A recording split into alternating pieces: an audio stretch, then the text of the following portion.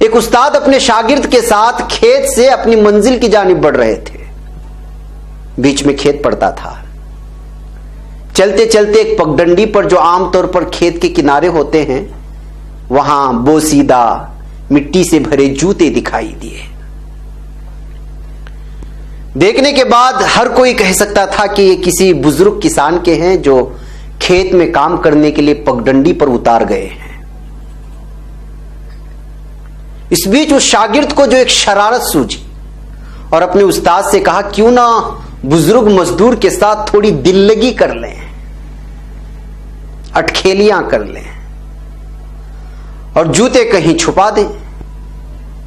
جب لوٹ کے آئیں گے تو ان کی بے چینی دیکھ کر تھوڑا لطف اندوز ہوں گے, پھر اطلاع کر دیں گے. مگر ساتھ میں موجود استاد عالم بھی تھے اور اس کے شیخ بھی. تو اس وقت شاگرد کو نصیحت کیا کہ اپنے دل کی خوشی کے لیے دوسروں کو پریشان کرنا کیا یہ پسندیدہ عمل ہو سکتا ہے؟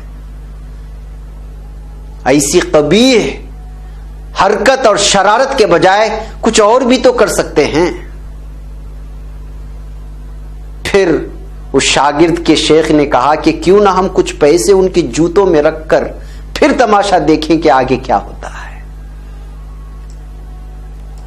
شاگرد مان گئے, استاد کے حکم کی تعمیل کی اور دونوں جوتوں میں کچھ سکے رکھ دیے اور پھر جھاڑیوں میں استاد اور شاگرد دونوں جا کر کے چھپ گئے.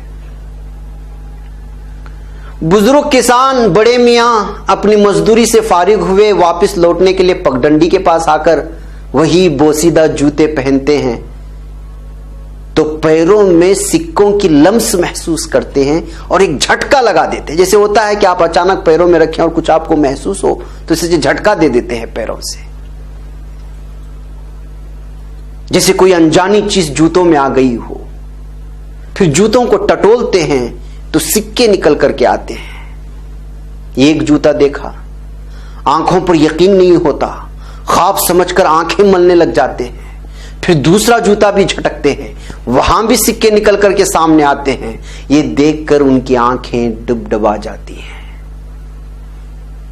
دائیں بائیں دیکھتے ہیں, پھر تشکر کے آنسو نکل کر کے آتے ہیں آنکھوں سے اور خود بخود چہرہ آسماں کو تکنے لگتا ہے اور سر سجدے میں چلا جاتا ہے. اور یہ سارا ماجرا وہ شیخ اور اس کے شاگرد دیکھ رہے ہوتے ہیں اور سجدے میں وہ بڑے میاں اللہ سے کچھ یوں مناجات کر رہے ہوتے ہیں کہ میرے رب تیرا شکر کیسے ادا کروں,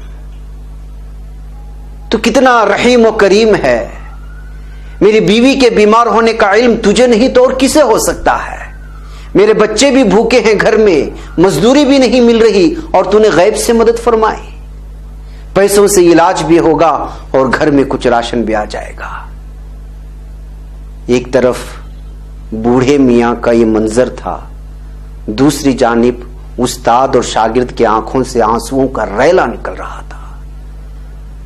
شاگرد اسی ڈبڈبائی آواز میں کہا, شیخ صاحب آپ کا یہ سبق میں زندگی بھر نہیں بھولوں گا کہ آپ نے مجھے مقصد زندگی کے ایسے راز بتائے ہیں اور خوشیوں کی حقیقت کا مزہ دکھا دیا ہے.